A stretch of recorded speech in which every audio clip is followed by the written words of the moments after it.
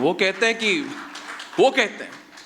हैं सवाल मेरा है, वो कहते हैं कि ये हमारी धार्मिक अधिकार, हमारी धार्मिक अधिकार हमसे कैसे खींची जा सकती? जब इनका बीज नहीं फूटा था, हमारी कुंभ की परंपरा उससे पहले से।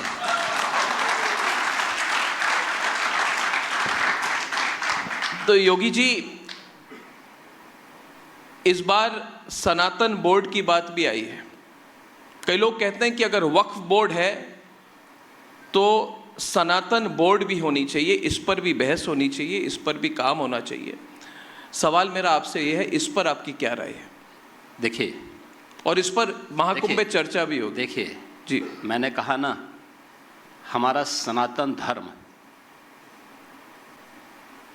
की ऊंचाई आकाश से भी ऊंचा है, इसकी गहराई समुद्र से भी नीचे तक है।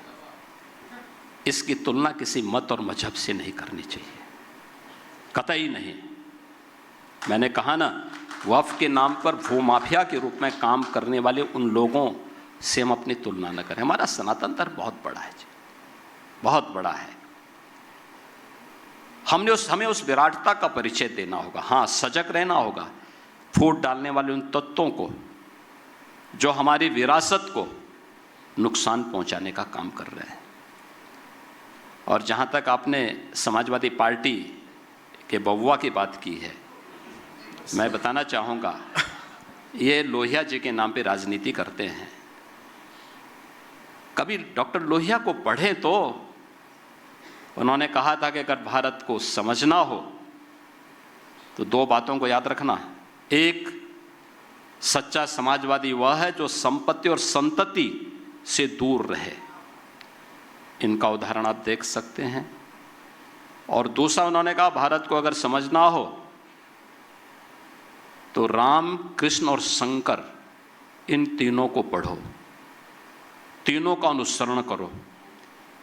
भगवान राम उत्तर से दक्षिण, भगवान श्री कृष्ण पूरब से पश्चिम को जोड़ने वाले, और 12 ज्योतिर्लिंग के माध्यम से संपूर्ण भारत को जोड़ने वाले, ये तीन आराध्य देव जिस परंपरा में हो उसको कोई बाल बांका नहीं कर सकता। ये डॉक्टर लोहिया की बात है। तो कम से कम लोहिया को पढ़ें। तो अगर लोहिया को पढ़ेंगे तो मुस्लिम परस्ती से बच पाएंगे और आने वाली पीढ़ी को अच्छा कुछ बता पाएंगे।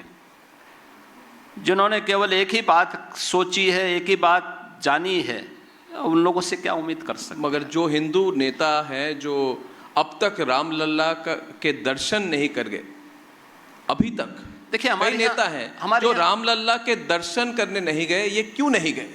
और क्या वो लोग अब कुंभ की सिग्निफिकेंस को समझ पाएंगे?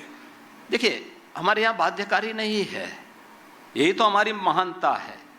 हम बाध्य नहीं करते कि आप दर्शन करें ना करें, आपकी मर्जी है भाई। जो जाएगा पुण्य का भागीदार बनेगा, जो नहीं जाएगा अपने कर्मों की सजा भुगतेगा।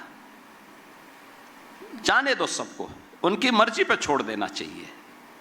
और मुझे लगता है इतनी स्वतंत्रता सनातन धर्म ही दे सकता है, दुनिया के अंदर कोई मत और मजहब नहीं दे सकता। मगर वो अब तक रामलला के दर्शन करने क्यों नहीं गए?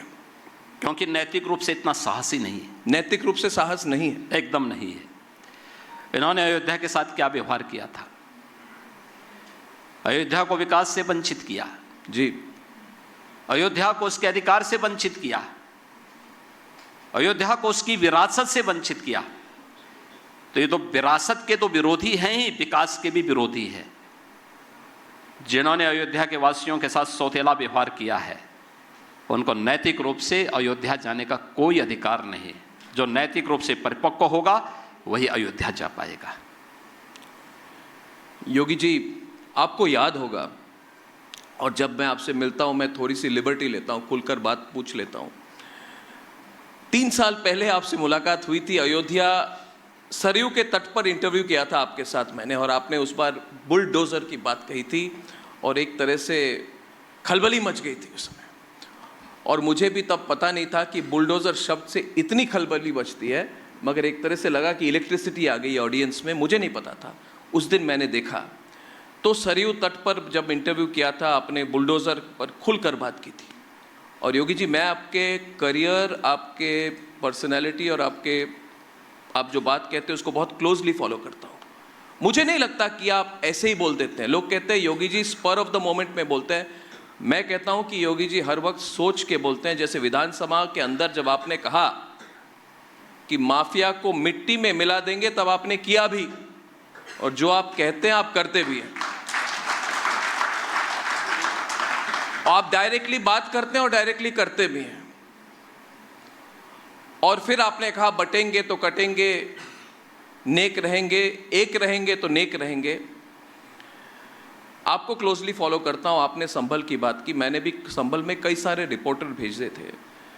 आपका पूरा अप्रोच है हिंदू एकता, राष्ट्रीय एकता, और मेरा इशारा नहीं, मेरा सवाल संभल को लेकर है। और ये सवाल बहुत लोगों के मन में है योगी जी, सिर्फ मेरे मन में नहीं है, क्योंकि संभल में जो हुआ विधानसभा चुनाव, जो उपचुनाव हुए थे उसके एक दिन बाद हुआ।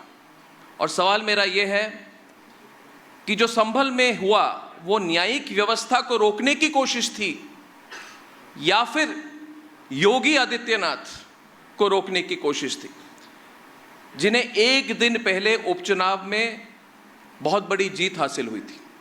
क्या न्यायिक व्यवस्था को रोकने की कोशिश थी योगी जी, या आपको रोकने की कोशिश थी? देखिए, क्या आपके पार्टी को रोकने की कोशिश थी? देखिए, एक चीज हम बात नोट करें जी। जो लोग देश के अंदर संविधान की पुस्तक लेकर के घूम रहे हैं या संविधान की दुहाई दे रहे हैं, इन लोगों ने बाबा साहब डॉक्टर भीमराव अंबेडकर जी के द्वारा बनाए गए संविधान की सबसे ज्यादा अवहेलना की।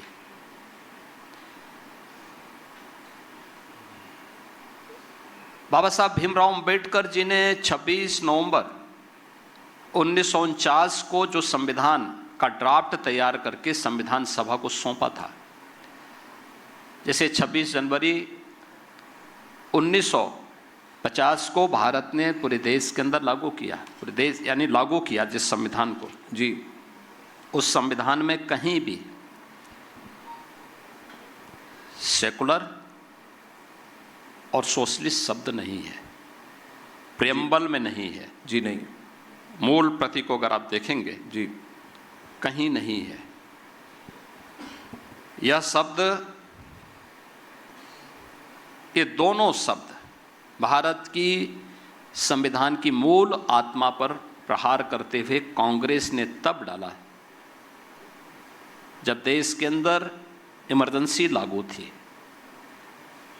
तो संविधान का गला घोंट करके जो शब्द डाले गए हों वो भारत की संविधान की आत्मा कैसे हो सकते हैं?